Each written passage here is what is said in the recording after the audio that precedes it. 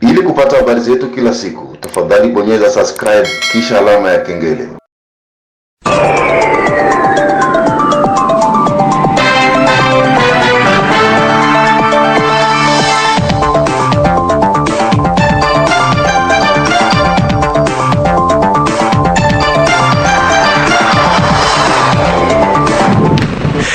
Ujambo mpenzi msikilizaji wa Radio Kivu popote pale ulipo, ni kwamba matumaini yangu makubwa uko mzima wa afya, na wakati kama na huu uko kando ya radio yako ili kuweza kusikiliza matangazo yetu, na ukaribisha kuweza kusikiliza uchambuzi wetu wa habari ambao unagubikwa na habari muhimu leo hii. Uchambuzi wa habari toka waandishi wetu mbalimbali, makala michezo na burudani, pamoja na habari za kitaifa na zile za kimataifa. Msomaji wako wa siku ni Teomari Makelele Ozile, upande wa pili na Saduda kijana Antoine Malashi. Nasema karibu na tuambatane kwa pamoja mwanzo hadi tamati. Kabla kuingia kwa undani wa uchambuzi wenyewe wa habari, hebu tupate habari muhimu leo hii ambayo inampisha Big Grace Pascal kwa habari hizo. Nikushukuru sana Omari Makelele Ozile kwa kunipa fursa hiyo kwa mara nyingine tena. Tukianzia jijini Baraka ni kwamba pesa, simu mbili, moja ikiwa ni Android pamoja na vitu vingine vya samani kupelekwa. Hayo ndio matokeo ya wizi ulioendeshwa na watu wenye kumiliki silaha ambao bado kujulikana usiku wa Jumanne kuamkia Jumatano tariki 6 Machi mwaka 2024 katika kata ya Moma Kasaswe mjini Baraka. Ndani ya sekta ya Tanganyika, baba mmoja amejereuliwa vikali kwa kupigwa mapanga na mke wake kisha kumfumania ikiwa na mke wake wa zamani ndani ya kijiji cha Mukolwe, sekta ya Tanganyika, tarafani Fizi, usiku wa kuamkia siku ya 3 ya wiki tunayo. Kule Kongolo, mtu mmoja kuuawa na wengine kulazimika kuyahama makazi yao. Hayo ndiyo matokeo ya purukushani iliyojitokeza kufuatia mzozo wa madaraka ya usultani wa udongo wa Bayazi tarafani Kongolo, jimboni Tanganyika. Tukio limeripotiwa Jumatatu ya wiki hii. Na mwishowe ni jijini Kinshasa ambako korti kuu ya kikatiba nchini Jamhuri ya Kidemokrasia ya Kongo imeruhusu Jumanne ya tariki 5 Machi mwaka 2024 kwa wabunge wa zamani wa tarafa ya Ruchuru, Masisi na Kwamut kuendelea kuhudhuria kwenye vikao vya bunge la taifa hadi pale uchaguzi utakapoandaliwa katika maeneo yao. Ni hayo tu kama habari muhimu. Mwenzangu Mari Makelele Ozile. Asante sana Big Grace Pascal kwa habari hizo muhimu. Kwa sasa tuangazie uchambuzi wa habari zenye kwa kina, tukianzia katika mji wa Baraka. Ni kwamba raia wa mji wa Baraka wametaja kushukuru meya ya mji wa Baraka kwa kukarabati baadhi ya fasi ambazo zilikuwa hatari kwa wasafiri ndani ya uwanja wa zamani wa ndege, huku wakiomba pia meya kutengeneza mifereji ili sehemu ambazo zimetengenezwa zisiharibike tena. Wameyasema hayo mchana wa siku ya 3 ya wiki tunayo. Wakizungumza na Radio Kivu wamesema kuwa meya ya mji wa Baraka wasiishie hapo, bali ianze pia kutengeneza barabara za makata ili jiji la Baraka liwe safi, kama walivyoeleza mbele ya mikrofoni ya mwenzetu Antoine Malashi. Gisi bilikuwa omo mukiwanza ya Baraka vraiment mulikuwa musharibika zaidi sana pale kwa kulikuwa na vraiment tulishukuru sana kwa meri kutumika kwa ile kazi yenyewe balitumika pale. Vraiment si raia ya Baraka tulishukuru sana. Mbo tungiomba mu Baraka muko maveni na muko mabarabara. Tungiomba baambie batu mwizi barabara za aveni banze fanya masalungo mwi barabara za aveni. Kwanza mtango wangu mimi kwanza nafurahi sana gisi balitengenezea hii kiwanja sababu ilikuwa sharibika sana. Ba motare pia watu wa magari walikuwa wanahangaika sana juu ya kiwanja, na tunashukuru gisi basha tutengenezea imwa sehemu. Lakini sasa yenyewe kitaweza kutusumbua, tunaweza lomba meri tena ifae nguvu kutengenezea mifereji juu bila mifereji hii kiwanja haitakamilika. Mwalimu Chris aprecie fete ya kukarabati, ijapokuwa haiko kukarabati yenye iko durable, pamoja na ile je pense que inafurahisha communauté ya Baraka juu deja mkiwanza kulikuwa kuisha kwa kupir na gisi bali essayer kukarabati pale, tuna apprécier mais aussi tunapenda ba karabati ile ya material yenye iko durable yenye teza saidia population juu mara na mara pale iko ni fasi yenye kuko kupir na zingine entité na zingine fasi mbalimbali ze kunaharibika muvile ya Baraka. Sie tunapendelea kusema hivi, sie wananchi wa Baraka tulishukuru sana meri yenye ilijikaza kutengeneza kutengeneza pale kwenye kulikuwa kuna uzi sana wa montare na wa shofere wa magari. Lakini kenye tunaweza ongeza, tuko tunaona barabara za mitaa, yaani barabara za aveni. Hii wakati ya mvula barabara za mingi njo zenye zinaharibika, kumbi wangelijikaza zaidi baangalie wenyewe wanaweza tengeneza zile barabara za aveni. Halo miguu bado wako wanaweza tena kutembea pale. Na kwa ile efe ya Amerika kutufanyia vile tunashukuru sana tena sana kabisa. Sisi tunaomba aendelee kufanya hivi na endelee kuwa na moyo mwema kama huu. Yaani ni vitu vya kuonyesha maendeleo katika jiji letu la Baraka. Tusalie tu katika mji wa Baraka ni kwamba pesa, simu mbili, moja ikiwa ni Android pamoja na vitu vingi vya samani kupelekwa. Hayo ndio matokeo ya wizi ulioendeshwa na watu wenye kumiliki silaha ambao bado kujulikana usiku wa Jumanne kuamkia siku ya Jumatano ya tariki 6 Machi 2024 katika kata la Moma Kasaswe mjini Baraka. Akizungumza na Radio Kivu, Bi Eugenie Bora, muhanga wa tukio, amesema kuwa ilikuwa majira ya saa 6 usiku ndipo watu wenye kushikilia silaha waliingia nyumbani mwake na kumlazimisha kutoa hela, bila hivyo watammalizia maisha, kama alivyozungumza hapa mbele ya mikrofoni ya mwenzetu Safasi. Ndio ilikuwa bazeroere, nilikuwa nalala saa mahali mazeroere, nilikuwa macho apatira 23h. Sasa nikasikia watu tu biko banagonga kumulango, ni make nisikia sasa biko banasema kwanza, mimi kasani banani hapo basikie kwa bamwizi. Nakasikia banza gonga kumulango, kugonga kabisa, fungula. Mimi nikasikia boga, kisi niko mimi peke mwanamke mnyumba, nikasikia boga, nikaenda nikafungula dirisha. Wakaniambia sasa na gisu kwa sema kweli sisi tuko bamwizi, hatuko bazalino, tuko bamwizi. Bakagonga mlango, bakafungula, wakaniambia nipatie makuta. Nikamwambia mimi sina makuta. Bakaingia bawili kushambre, bakaanza sopa. Bakavuruga vitu vyote, bakutanisha hakuna makuta. Ndio alikuwa vala teni. Sasa kuvala teni akamata bunduki akantia hapa hivi kusura, iko anambia nitote makuta, kama hakuna makuta ataniua. Kisha akapatia mwenzake tena bunduki akamwambia sasa boma motoana. Nikamwambia sasa mimi mtaniua, nishaambia sina makuta. Sasa akaambia mwenzake unataka kumuboma, nipatie mimi nimubome. Mwenzake akaambia sasa hapana, angaliki mzazi utamuia nini, acha tutoke twende. Ndio si bilikuwa vile. Na sijui walibeba nini na nini. Mangu balibeba bateri, mademangu ndio balibeba makuta na Android na simu ya kidogo. Sijui montage zilikuwa mafra tu za mingi. Mimi sasa nilibaacha babiko huku, mimi kafika nikimbia na mtoto, nikazunguruka ngambo kule nyuma nikaenda. Nilibaacha biko mademangu ndio biko afanya hiyo action sasa. Mimi kia kuomba hapo nisema tu bazidishe usalama, sababu tu tunasikia ba polisi biko. Mimi sioni maana ya upolisi. Juu kungekuwa sio kuko maana ya upolisi wangu wanatembea na kama bangwa banababana, meba polisi biko kivyao habajinanya hata na raia. Hata hivyo, Bi Jane Mlondani, muhanga mwingine wa tukio hilo la wizi katika kata hiyo ya moja ya Kasaswe, ametoa hapa picha halisi na namna tukio hilo la wizi lilivyojitokeza, huku akiomba kwa vyombo vya usalama kuzidisha ulinzi katika kata la Moma Kasaswe. Mimi nilikuwa nakamatia mtoto mai nimpe madawa, bakasikia kuchumba, nimefungula mlango. Baada ya kufungua mlango kakujua soda wawili, wakaniambia mama, unafungua mlango unaenda wapi? Mimi ngasema hapa nilikuwa bebea watoto mai niwape madawa. Unajua leo maisha yako inaisha, lakini tulikuwa tunafuata ujirani yako, na hivi utupatie makuta, ama kutupatia makuta tutakuua.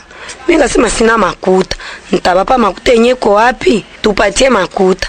Nikaambia fie wangu nyota nyanyua matela wapatie yo portefe, ndo akawapatia yo portefe. Mlikuwa laki na 18,000.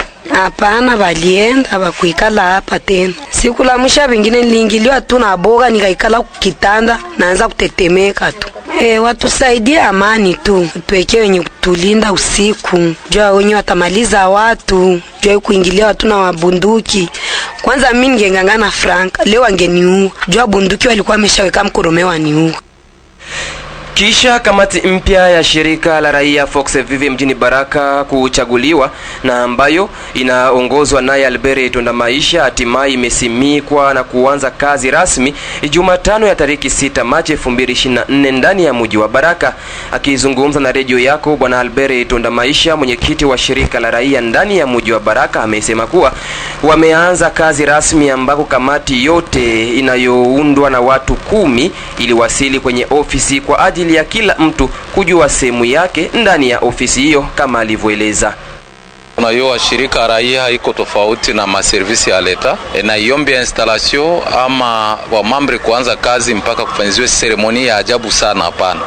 Iliomba wale wa mambre 10, donc wa mambre 5 wa bureau ya coordination na wa mambre 5 wa bureau ya éthique et déontologie wote wafanye prise de contact mu bureau na wafanye presentation ya mabien na bitu vyote vya bureau, na president wa éthique aseme neno ya kuinstale wa mambre wa bureau ya coordination. Na ndio mchakato ambao tumefanya leo siku ya tatu, kwa sababu ilikuwa napangiliwa siku ya kwanza, lakini watu wameziulika na mambo mengine, na leo mchakato umefanyika na mambo mengine yamepangwa ya kufanya baada ya kufanya hiyo mchakato wa kuinstale bureau na kufanya prise de contact ya 5 membres ya bureau ya coordination na 5 membres ya bureau ya éthique et déontologie. Yaani kuanzia tarehe 7 bureau iko wazi na wamambre wote wanaanza kazi. Mwishowe ameongeza kuwa watashughulikia swala la usalama na maendeleo kwa dharura ndani ya mji wa Baraka. Hivyo ni kutokana na usalama mdogo unaoripotiwa kwa kiasi kikubwa katika jiji hili, kama alivyorejea mara tena alipokuwa akiongea na mwenzetu Safari Alimasi. Na dharura sana tumesema kwa ajili ya security na kwa ajili ya development, iliomba tupange d'urgence gisi ya kufanya maeleksio mu makartier ya vile ya Baraka ya maeleksio ya société civile, yaani maselile. Ile maselile nayo d'urgence inafanya masu selile maeleksio maaveni. Hiyo iko na malengo mbili, juu ya security na juu ya development. Jambo la pili, d'urgence iliomba kufanyike d'organiser election ya composante to active, composante jeune na composante femme. Ni composante zinazikuwaki natumika sana masociete civile, na hivi karibuni tu siku 2-3 calendrier itatoka ya kuita ile association ya jeunesse ambayo waliwahi kujadere na ile association ya wanawake ambayo iliwahi kujadere, ili wachague nani au wanani watasimamia composante femme na composante jeune ili zisaidie kazi mujiji la Baraka. Mambo mengine ambayo tumepanga yatasemewa baadaye, kama vile maplaidoyer ku niveau national provincial kuhusu maendeleo na security na mambo mengine ambayo tumeongelea, lakini urgence tumesema kwamba inaomba tufanye kwanza hiyo uchaguzi, na mambo mengine inaomba tuifuatilie zaidi. Tulisema juu ya wadepute wasiende gisi walienda wa province na national, isiwe ile hali ya zamani ya malumbano kama pusi na panya. Taomba mkazi ambayo utafanya watumike kwa umoja na kwa nia moja juu ya maendeleo na usalama wa teritwari ya Fizi na jiji la Baraka. Tujelekeze huko Misisi. Ni kwamba magonjwa yanayoletwa na uchafu kama vile kipindupindu inaendelea kusumbua raia na kusababisha hata vifo kwa wakahaji wa kijiji cha Misisi. Amesema hayo mganga mkuu wakati wa mkutano na viongozi mbalimbali tangu siku ya pili ya tariki 5 Machi 2024. Mwenzetu wako Misisi Masemo Balole Valente ametuandalia ripoti ifuatayo. Watu 632 ndio waliokumbwa na magonjwa ya kifua kikuu au tuberculosis, na watu 14 kati yao ndio ambao waliweza kufariki msimu ya mwaka wa 2023 iliyomalizika. Mwezi Februari ya mwaka huu wa 2024 kulikutwa watu 59 wakiwa na magonjwa hayo ya tuberculosis au kifua kikuu hapa kijijini Misisi. Idadi hiyo imeenda kutolewa naye mganga mkuu hapa Misisi au infirmier titulaire IT kwa ufupi, wakati wa mkutano mkuu na viongozi wanaosimamia raia tangu hii siku ya Jumanne tarehe 5 Machi mwaka 2024 mida za asubuhi ndani ya ikulu ya mwami wa kijiji cha Balala. Magonjwa mbalimbali tofauti na kifua kikuu imeenda kutajwa miongoni mwa magonjwa hatari sana. Mwaka jana watu 444 ndio walikutwa wakiwa na magonjwa ya kipindupindu na 11 kati yao waliweza kufariki. Surua haikuwaacha watoto 426 ndio walikutwa wanapatwa na magonjwa ya surua. 26 miongoni mwao waliweza kupoteza uhai wao kutokana na upuuzi ya wazazi ya kutowachanjisha watoto chanjo. Tulipojiana naye mganga Darius aliweza kutuletea taarifa ifuatayo. Gouvernement yetu inapoteza mtu, lokalite yetu ya Misisi inapoteza mtu, ministeri yetu ya sante inapoteza mtu. Donc tuko sanse, kama unaweza kuwa responsable upani sensibilisation kubale batu. Ile maji iko na kunya kama ni ya buchafu mfungi pana raporo. Si wajibu yetu sisi tunapana raporo. Misisi hatuna bisima ya maji ndio maana kolera iko na. Misisi hatuna hiki ndio maana kitu fulani na kuyaka. Sasa kila kitu, kila kazi, kila kitu kinahusu sante kinatulenga sisi wote, sio waganga tu, sio tu tawi ambao tunatumika nayo ya Comité ya Development ya Sante njo Kodesa. Ni kilalo ya kutoka kumugini kuya ku centre sante njo kazi yao, na hao peke habawezi weza. Ndio wanatuambiaga sisi tunapasha kutumika na ma representativite ya magikundi yote ni barele. Wakati mtu anatoka kubilimu, kwa mfano amutie wese na mnaya kama watu wanashindaka pale, oro mtu ni sieti kwenye iko na ikala atafanya choo kubwa, atafanya choo ndogo, mais haiko prevu. C'est pourquoi kolera tunasema kama banaloga mugini juu ya kolera. Kolera zaidi ni magonjwa ya mikono buchafu tu. Ukikunya mai ya buchafu utaharisha. Tuberculosis pia ni magonjwa ya uambukizi. Tuberculosis ziko maaina ya mingi. Kuko tuberculosis ya njia ya pumuzi, ndio sisi tunaita tuberculosis pulmonaire. Na ndio maana mtu anaweza kohola. Tuberculosis extra pulmonaire, donc ya nje ya pumuzi, ya njia ya pumuzi, hautakohola. Na ndio inaua watu sana. Mtanisamee kidogo. Ndio unasikia waganga wenzetu wa asili wanasemaka wao wanatunza. Ndio unasikia wa maombi, banaomba, banasema tutaponesha. Mimi tuko tunashangaa pastor anagonjwa anakia kunywa dawa pale. Tunashangaa mtu fulani anagonjwa anakia kunywa dawa pale. Fahamu ya kwamba watu 12 ndio walienda kuhudhuria kwenye kikao hicho, mkiwemo mwami wa kijiji cha Balala Masaba Munga Franklin pamoja na kanali wa kijeshi Lokumu Alexi na viongozi mbalimbali menajili ya kuweza kutawanya habari ya magonjwa inayokumba kijiji cha Misisi mwaka kwa mwaka. Nikiripoti toka Misisi tarafani Fizi sekta Nganja groupement ya Basikasilu kijiji cha Balala, Masemo Balole Valente kwa ni habari ya Kivu Baraka. Tujelekeze huko Mukolwe sekta ya Tanganyika. Ni kwamba baba mmoja amejeruhiwa vikali kwa kupigwa mapanga na mke wake kisha kumfumania akiwa na mke wake wa zamani ndani ya kijiji cha Mukolwe sekta ya Tanganyika tarafani Fizi usiku wa kuamkia siku ya 3 ya wiki tunayo.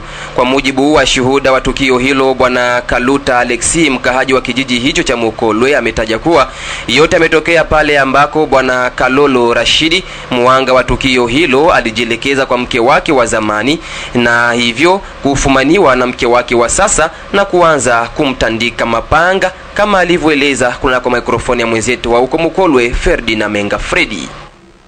Kama kweli kuna mtu ambaye amepigwa mapanga kabisa pakoto Mukolwe. Ilikuwaje sasa kiufupi?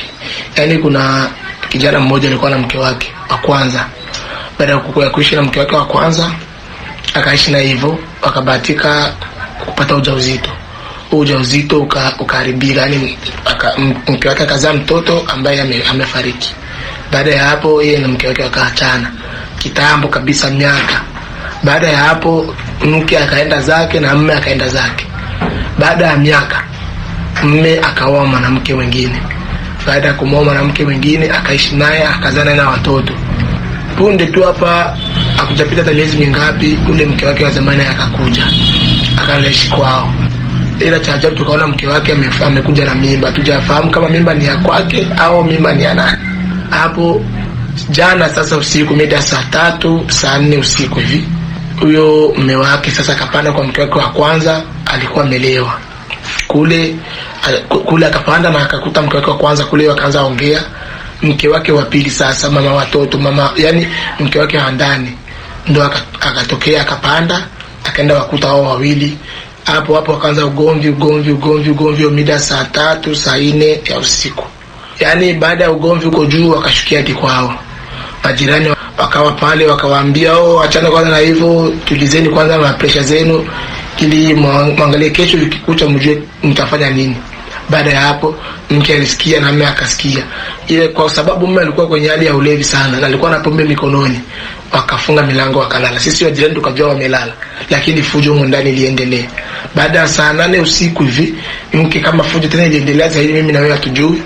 Mke akachukua mpanga akapiga mume wake mpanga, yani amemjeruhi vikali sana, vikali kabisa. Hadi sasa hivi mume wake yupo hospitalini na hatujua yani habari nyingine kuhusu ile tukio la jana. Ndio hivyo ndugu yangu. Kwa sasa kwa wale wapendelevu wa habari za michezo, hivi sasa nampisha mwenzangu Sudi Valentine ambaye ataweza kutujuza yaliyojiri katika uwanja wa Maendeleo na sehemu zingine. Sudi, karibu. Shukran sana kabisa. Leo katika habari za michezo tuanze ndani ya mji wa Baraka.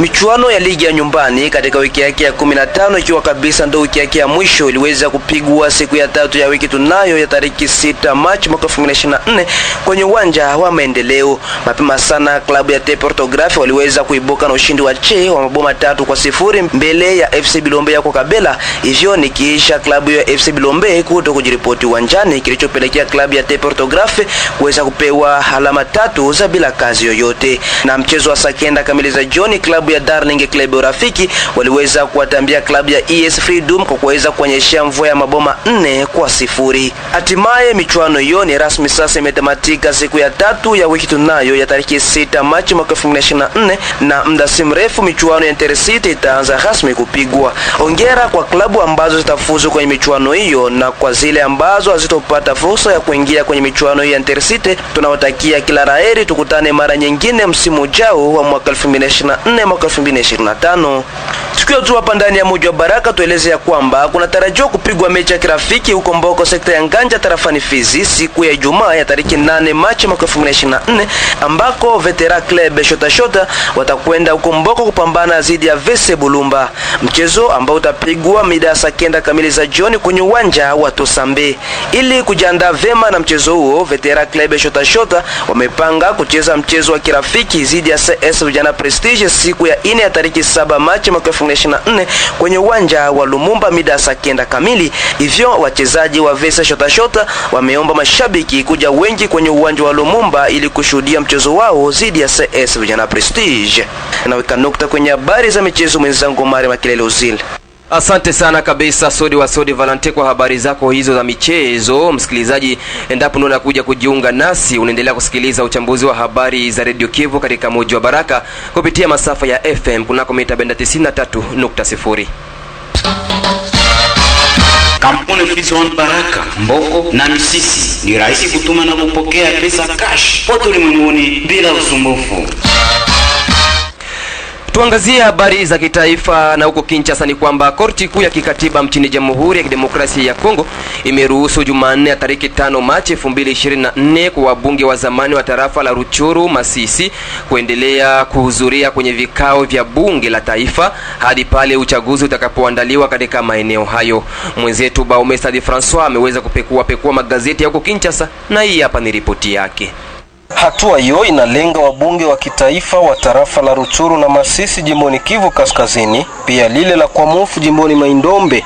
Ruksa imetolewa kwao hadi pale uchaguzi utakapofanyika ndani ya eneo hizo zenye kusumbuliwa na usalama mdogo kila kuchao. Katika maamuzi yake, korti kuu ya kikatiba inasema kuwa wabunge hao ni wale wa muhula wa 2018 hadi 2023. Tume huru ya uchaguzi nchini Jamhuri ya Kidemokrasia ya Kongo seni haikuandaa uchaguzi ndani ya tarafa hizo kutokana na usalama mdogo. Wakati huo, taasisi hiyo inayounga mkono demokrasia ilipanga kufanyika kwa uchaguzi ndani ya tarafa ya Kwamufu, Ruchuru na Masisi ifikapo tarehe 5 Oktoba mwaka huo. Hata hivyo, mnamo siku ya Jumatano ya tarehe 31 Januari mjini Kinshasa, seni ilitangaza kalenda yake mpya kwa mchakato wa uchaguzi wa 2022 hadi 2027. Uorozeshaji wa wapiga kura ndani ya eneo hizo utaanzishwa tarehe 1 hadi 20 Julai ijayo, ambao utafuatiwa na kampeni ya uchaguzi ya mwezi mmoja kabla ya uchaguzi rasmi. Au kuhusu swala la maeneo ya Masimanimba jimboni Kwilu na Yakoma jimboni Ubangi Kaskazini ambako uchaguzi ulifutwa kwa ajili ya wizi, seni imepanga kuendesha uchaguzi wa wabunge wa kitaifa na wale wa mkoa tarehe 29 Aprili 2024. Uchaguzi huo utatanguliwa pia na kampeni itakayodumu muda wa siku 30. Hivi sasa tuangazie habari hizi za siku ya leo. Tuelekeza huko katika tarafa la Kongolo jimboni Tanganyika. Mtu mmoja kuuawa na wengine wengi kulazimika kuyahama makazi yao. Hayo ndiyo matokeo ya purukushani iliyojitokeza kufuatia mzozo wa madaraka ya usultani wa udongo wa Bayazi tarafani Kongolo jimboni Tanganyika. Tukio limeripotiwa Jumatatu ya wiki hii. Nini chanzo cha mzozo huo? Mwenzetu Shaban bin Ibrahim umetuandalia ripoti ifuatayo. Mzozo umeibuka wa kufia madaraka ya usultani ndani ya udongo wa Bayazi. Sultani mmoja mwenye amejitangaza rasmi kwamba yeye ni sultani wa udongo wa Bayazi. Tuwafahamishe ya kwamba maeneo haya yamepatikana ndani ya Kongolo ya Kati, tukiwa nafasi ya Misalwe. Mapema siku ya kwanza, sultani huyo mwenye ajitangaza rasmi alijelekeza moja kwa moja na gundi lake kunako ofisi hiyo ya usultani wa udongo wa Bayazi.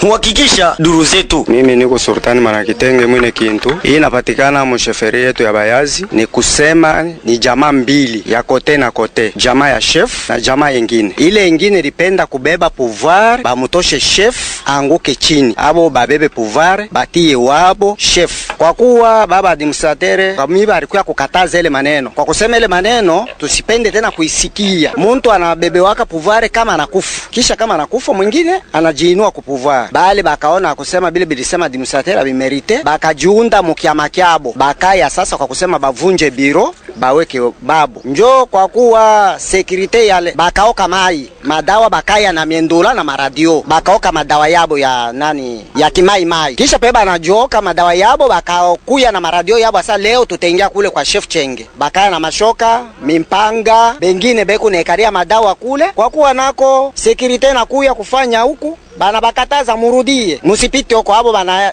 wanatosha na mwimbo wao kusema leo sheye hatutakimbia boka paka damu ifanye nini imwangike. Kule kudamu kumwangika leta nako inaamua kupika masasi yulo bantu kama batakimbia. Huyu mwenye anakufa ni tension na masindo ya bunduki, hakuna lisasi hata ili limoya lenye limpata. Aba bote bakakamatiwa bantu 7 njo banaenda nabo kule kuleta shefu wabo, njo huyu mfumu wabo mwenye anakufa yepeke. Kamanda wa askari polisi katika maeneo haya ya tarafa ya Kongolo Gile Kisimba utuambie, amepatikana mtu mmoja kafariki. Familia yake uzungumza kusema ya kwamba amepatwa na risasi. Baba journaliste, ile ni wongo mtupu, sababu fasi kunaingia bal haifichamake kumwili wa mtu. Tuko mwili kwa hapa shebote tunaiona, na pour plus ya wakati tulikuta maiti hakuna hata kidonda moya inaonesha kusema ni risasi ilimupika na inamuingia na muua. Bantu banajirevolte tu bakwe bavunje biro ya chefferie, babebe chefu wabo ba installer na hii mabitu. Unaona balianza deja ni Bukomvi na maservice de sécurité. Unaona kama iko ni hali mubaya. Ce sont les armes que bale bantu bali utiliser, madawa, mikuki, majembe, shoka. Tuwafahamishe kwamba hali ya usalama ilibaki yenye kuzorota mchana mzima, usalama kurudia jioni, lakini raia wenye walikimbia wakati hayo yalikuwa yamejitokeza wamerudi wakiwa na woga. Soko ilikuwa imebaki yenye kuzorota mchana mzima. Nikiripoti kutoka Kongolo jimboni Tanganyika, nimeitwa Shaban bin Ibrahim kwa niaba ya Radio Kivu Baraka.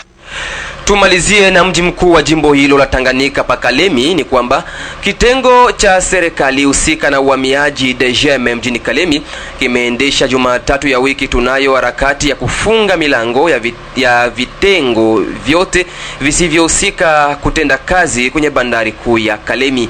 Pamoja nawe mwenzetu hapo Kalemi Olombo Didio Doctor kwa ripoti kamili. Inakuwa ni Jumatatu tofauti na nyingine. Kwenye majira ya asubuhi ya siku kama na hii, uongozi wa direction ya shirika kuu inayokuwa husika na masuala ya uhamiaji DGM upande huu wa jimbo la Tanganyika, ikiwa kama shirika inayokuwa husika na swala la kuangalia pamoja na kuheshimisha utaratibu wa mashirika ambayo yanakuwa yanatakiwa kutumika kwenye bandari kuu ya Kalemi, ilikuwa anajiweka rasmi kabisa kwenye mission yake kwa duru la pili, kisha kufunga milango ya mashirika mengine ya kiserikali ambayo hairuhusiwi kabisa kutumika kwenye bandari kuu ya Kalemi, ikiwemo Dejertange ama shirika kuu la kukusanya mapato ndani ya jimbo la Tanganyika, na hiyo ni kufatana na sheria nambari 036 mkwaju 2002 ya tariki 28 Machi 2022, na hiyo ni kwa ajili ya manufaa tu ya raia ambao muda mrefu walikuwa na shutumu na ukashifu wingi wa mashirika inayokuwa naomba kodi nyingi na kufanya kuwa kama manyanyaso. Kiongozi wa jimbo la Tanganyika alikuwa anajielekeza majira ya asubuhi mnamo Jumatatu kama na hii kwenye bandari kuu ya Kalemi. Mahali kama na hapo alikuwa ilikuwa na amuru mashirika kama na hayo kufungua milango na kuendeleza kazi yao kisha kufungwa na DGM. Akiojiwa kwa jambo kama na hilo, President wa Federation ya makampuni ya Kongo FEC kitengo cha jimbo la Tanganyika anakuwa na shutumu mwenendo kama na huo kufuatana naye au changi kabisa kurahisisha hali bora ya kufanya biashara ndani ya jimbo la Tanganyika. Sisi ni vitu ya ajabu sana paske yeye mwenyewe autorite alimwandika DGM na kumwomba atoshe watu wote wale wafanya fujo bote wenyewe washukua kuporo. Alors kama yeye mwenyewe autorite anasema tena ile ni kufuatana na masheria ya nchi, ndio vile ibiko fasi yote. Alors Kalemi haina exception, haina Kalemi ni Kongo kabisa, tuko Kongo hapa, inapaswa kufuata masheria ya Kongo. Alors kama leo hapa Kalemi mwenyewe mama gouverneur mwenyewe aliandikia ka DGM na barua, mimi niliona kabisa que bale batu wote wafukuzwe, na yeye anachange tena, anabadilisha mawazo yake. Mimi sisi kuona decision contraire ya mama gouverneur si aona barua yenyewe anaandika sana, mimi navunja ile decision yangu ya mwaka jana, c'était je pense octobre au novembre, aliandika ile barua kama anaivunja. Alors tuione tena parce qu'il faut bale batu batuoneshe que babrandir kabisa, batuoneshe que sisi tunakuwa na kibarua kingine kutoka kwa mama gouverneur. Mimi itanishangaza sana que mama gouverneur a changé, abadilishe mawazo yake na ma decision yake vile administration haitumika vile. Ikumbushwe kwamba ni mashirika mane tu ndiyo inaruhusiwa kutumika kwenye bandari ya Kalemi, ikiwemo DGDA, OCC, DGM pamoja na shirika likihusika na masuala ya usafi, hata vile vile mashirika ya kulinda usalama. Nikiripoti kutoka Kalemi kwa niaba ya Radio Kivu, Olombwe Didier Doctor. Ni kupitia ripoti ya mwenzetu Olombo Didier Doctor ya kutoka kwa Kalemi ndipo nimeweka nukta uchambuzi wetu wa habari za siku ya leo. Nashukuru msikilizaji ambaye aliweza kunitegea sikio mwanzo hadi tamati, lakini vile vile sitokosa kushukuru jopo nzima waandishi habari wa Radio Kivu walioziandaa, ikiwemo Safari ya Limasi Didwe, nilisaidiwa upande wa pili naye Antoine Malashi. Msikilizaji, matangazo yetu yanaendelea, endelea kubaki nasi. Bye bye.